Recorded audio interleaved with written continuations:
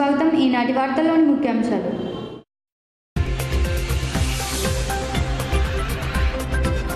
జంగారెడ్డిగూడెంలో swine flu homeo వైద్య శిబిరాన్ని ప్రారంభించిన జిల్లా పరిషత్ చైర్మన్ ముల్లపూడి బాపిరాజు, బంగారు శివలక్ష్మి.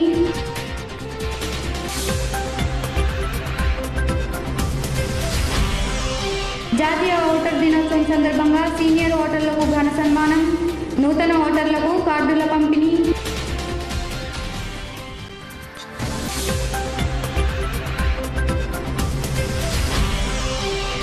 రాష్ట్రాన్ని అభివృద్ధి పదంలోకి తీసుకువెళ్తున్న ముఖ్యమంత్రి చంద్రబాబును విమర్శించడం తగదన్న జడ్పీ చైర్మన్ ముల్లపూడి.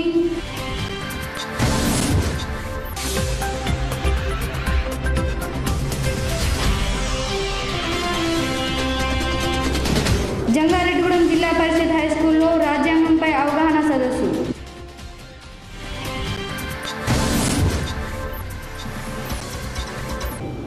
జంగారెడ్డిగూడెం జిల్లా పరిషత్ హైస్కూల్లో ఆదివారం భారత రాజ్యాంగంపై అవగాహన సదస్సు జరిగింది.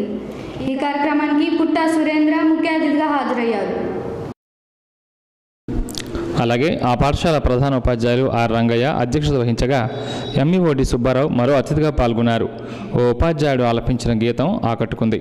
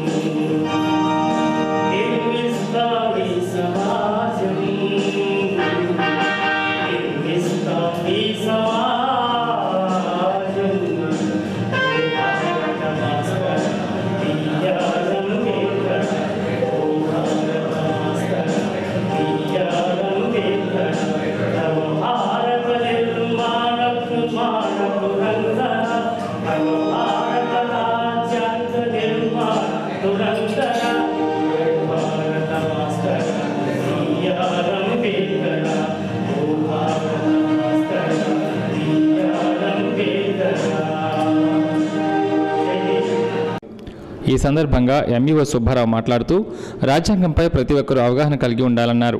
ప్రధాన ఉపాధ్యాయులు రంగయ్య మాట్లాడుతూ ఎదుటివారి స్వేచ్ఛకు భంగం కలగకుండా చేయడమే రాజ్యాంగాన్ని గౌరవించినట్లవుతుందన్నారు. అనంతరం ముఖ్య అతిథి మాట్లాడారు. ఈ కార్యక్రమంలో మల్లవరపు సత్యనారాయణ, సమాచార ప్రచార ఐక్యవేదిక అధ్యక్షులు కుకునూరి రామచంద్రరావు, పట్టణంలోని ఉపాధ్యాయులు, విద్యావేత్తలు, న్యాయవాదులు, సీనియర్ సిటిజన్స్ తదితరులు పాల్గొన్నారు.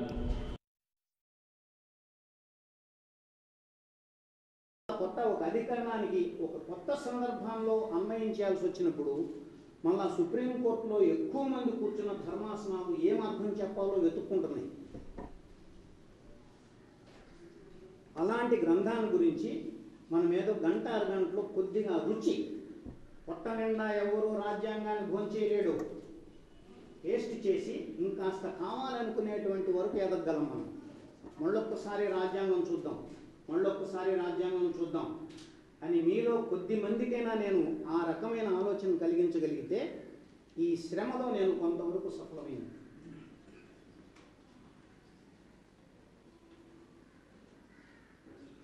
మీరు వినడానికి సిద్ధమైన అర్హులమని మీరు అన్నట్లయితే చెప్పేదానికి అర్హత ఉందేమో చూసుకోవడానికి చిన్న ప్రయత్నం చేస్తాను. మొదలెడదామా? చివరి వాళ్ళకు వినిపిస్తోందా?